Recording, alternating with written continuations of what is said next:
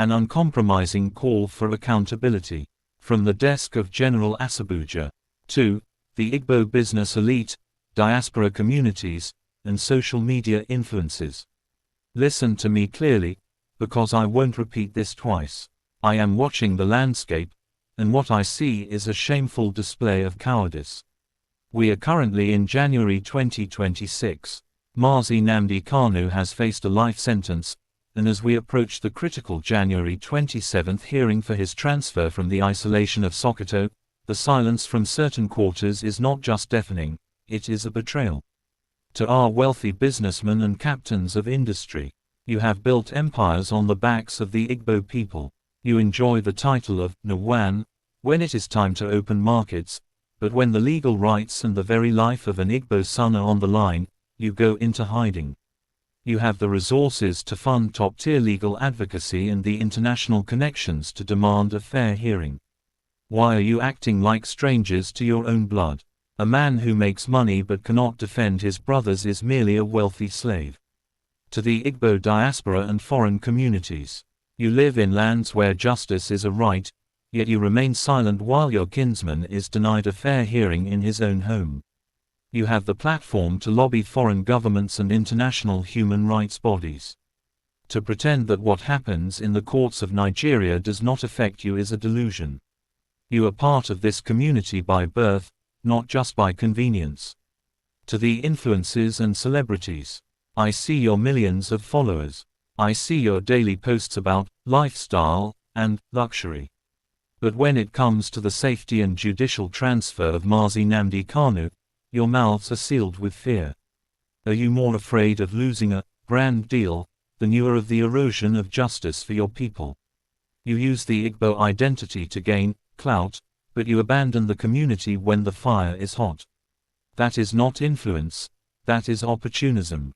My final stand. I, General Asabuja, do not hide my face, and I do not hide my mouth. If I support a cause, I follow it to the very end, through the rain and through the fire. I am demanding to know, where do you stand? The January 27th court date is a litmus test for every core Igbo person who claims to have a voice. You either stand for the safe transfer and fair hearing of Nnamdi Kanu, or you should stop claiming the Igbo name.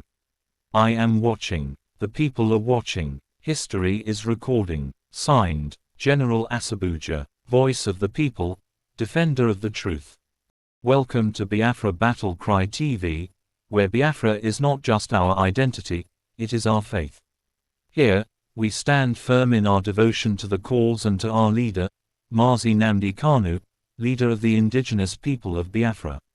We bring you bold, unfiltered updates on the internal and external forces confronting our people, exposing the oppression and injustice within the so-called Zoological Republic of Nigeria.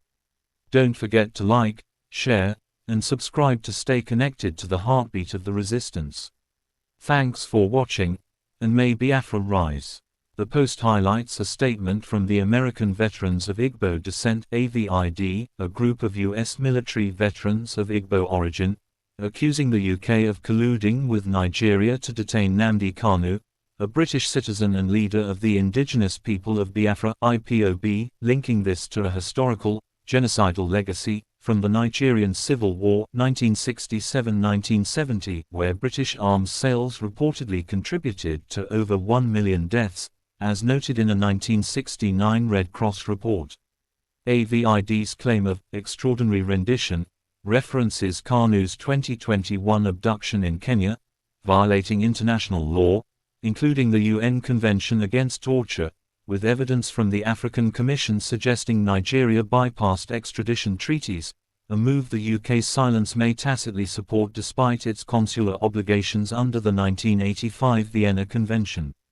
The accusation challenges the UK's narrative of non-interference, citing a 2022 Court of Appeal ruling in Nigeria discharging Kanu, which Nigeria ignored, potentially with UK diplomatic encouragement, raising questions about neocolonial influence, supported by declassified documents showing Britain's historical role in shaping Nigeria's post-war policies. That's it for today's broadcast from Biafra Battle Cry TV, where truth is our weapon and freedom is our mission. We remain unwavering in our loyalty to Mazi Nnamdi Kanu and the liberation of our people. The struggle continues, and so does our voice. Share this message, subscribe, and spread the fire, because every voice counts in the fight for justice. Until next time, stay bold, stay vigilant, and stay Biafran. Biafra lives. Biafra rises. Biafra is our destiny.